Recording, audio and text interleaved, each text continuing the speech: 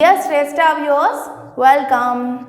In the last class, we were discussing about inflation, its causes and its impact that is showing on our economy.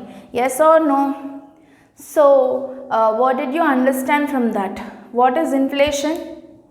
A sudden rise in a general price persistent up to a long period of time is called inflation. This is clear. This is a very easy definition or a very easy line meaning for a inflation topic. So now when we already saw its causes, its impact, its effects on our country, then easily we will know, we will be having idea till now like how to control this problem. Yes or no? So based on that, here we have 8 important points through which it can help us to reduce this inflation. What are those 8 points? Let us see. So, what is measures to control inflation? Monetary measures, fiscal measures and increasing the supply of goods and services. By just following these 8 methods, we can easily control the inflation. Now just don't see like it is a lengthy topic, but just see such an interesting part, like we can control some inflation. That is a really economic problem, right? So if we are knowing it, how beneficial it is to us. So just see it as a problem, but not just as a lengthy answer that we have to attempt in the exams. It is really easy. So monetary measures, increasing discount rate.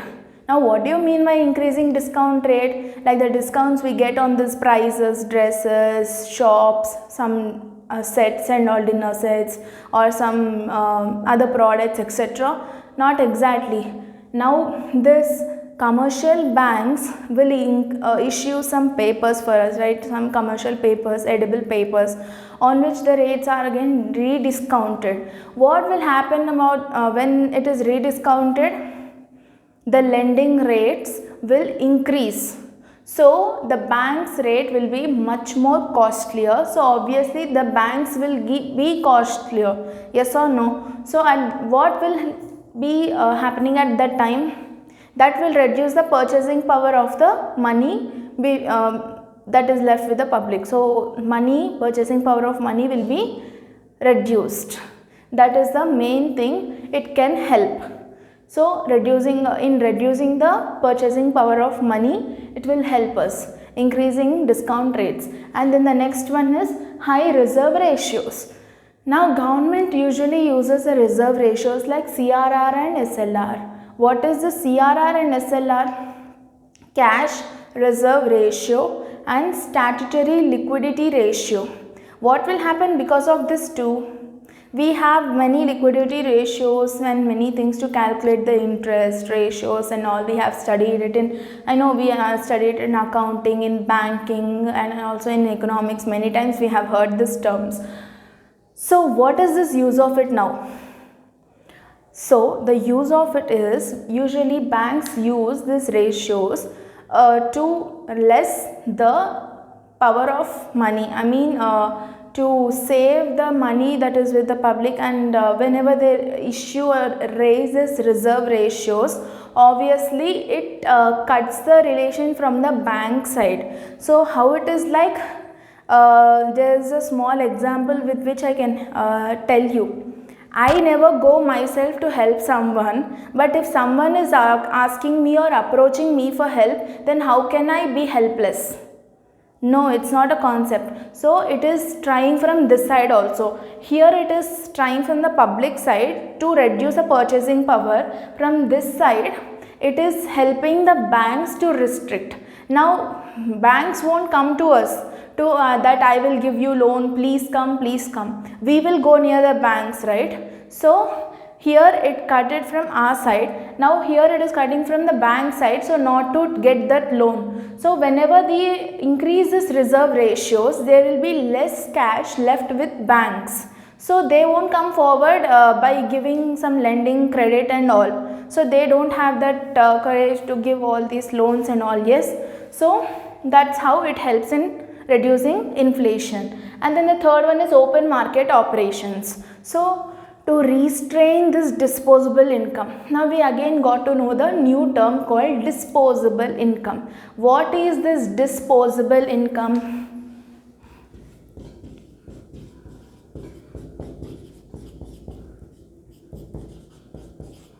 What is this disposable income?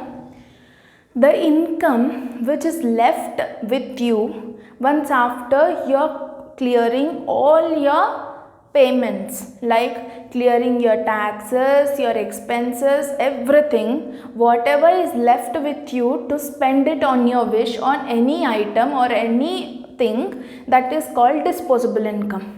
So in order to restrain this, the government, the central government will issue that securities to general public to restrain this disposable income.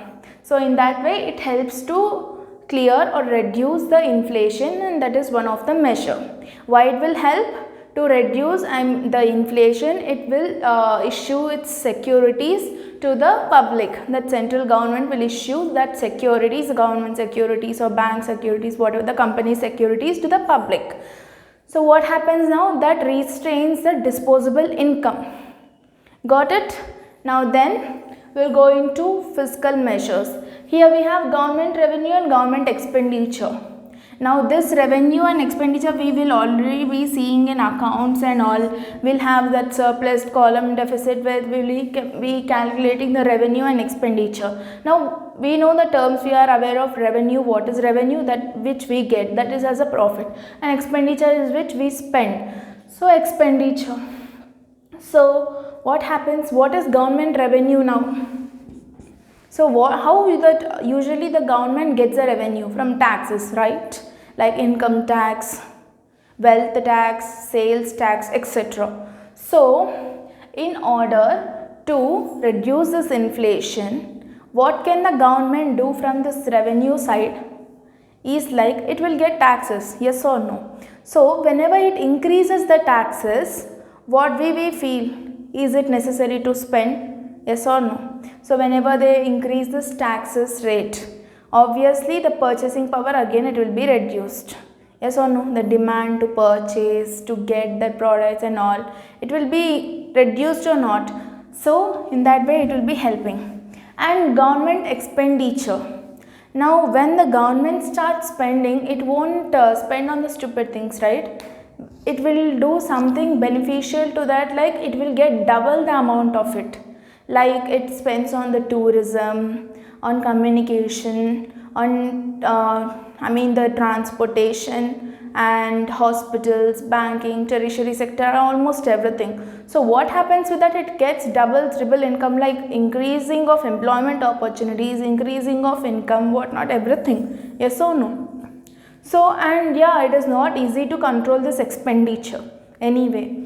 And because of this, projects will also be going on. So this government expenditure is also another way to control this inflation. So what are its monetary measures? Are like increasing the discount rate, high reserve ratios like this CRR and SLR, and open market operations to restrain this disposable income. It will be issuing its securities to general public. And fiscal measures are like government revenue and government expenditure. Now the last but not the least one which is left is increasing the supply of goods and services. Now what if I say like these both measures are just concentrating on the demand but not on the supply, and we already studied that demand and supply will have a relationship, yes or no? So whenever you are cutting it from demand side, you should also being available on the supply side also. Like increasing imports, decreasing exports, and PDS, public distribution system. Now what are these 3 points? Now I'll tell you a small example. Whenever like we are affected with a disease, okay, then the demand for disease is like, now we'll take the example of COVID itself. Now the demand for COVID is like there are many infections around us, so that it is attracting us much, and there is a low supply of medicines for COVID, so there is a supply low in supply, yes or no? When we increase the supply and reduce this demand, what happens?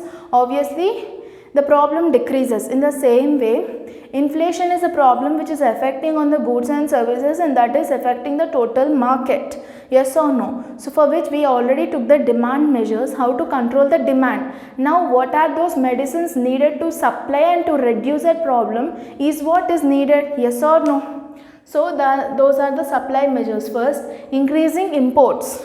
Whenever you don't have any products with you, at least get from others, and then you have to survive with that. And so you have to increase your imports. You have to increase your imports from other states, countries, etc. Whatever you want, you have to import first. You have to use it. Whenever you are level to the survival, then you have to produce, and then you slowly have to increase your supply. And decreasing exports. Now it doesn't mean that when we are importing from other countries, we can also export. No. Why are you importing from other countries? Because you don't have, right? So then how can you export it to other countries? Whenever you have ample or some sufficient amount of goods and services with you, then you can supply. First we have to see with our country, is it sufficient, then you have to export it to the others, but not to export it and you just be left with nothing. So again it comes down, that supply curve comes down, and again inflation increases.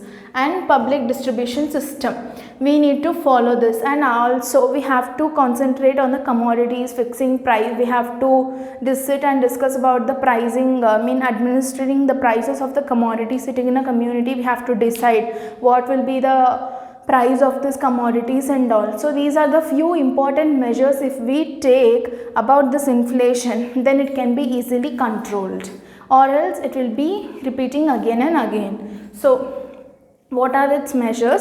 Let's discuss again. Its measures are monetary measures, fiscal measures, and increasing the supply of goods and services. Now these measures are like increasing the discount rates, CRR, SLR, high reserve ratios, okay, and then open market operations, government's expenditure, revenue, and again imports, exports, and PDS, public distribution system, rights, prices, etc. These are the measures.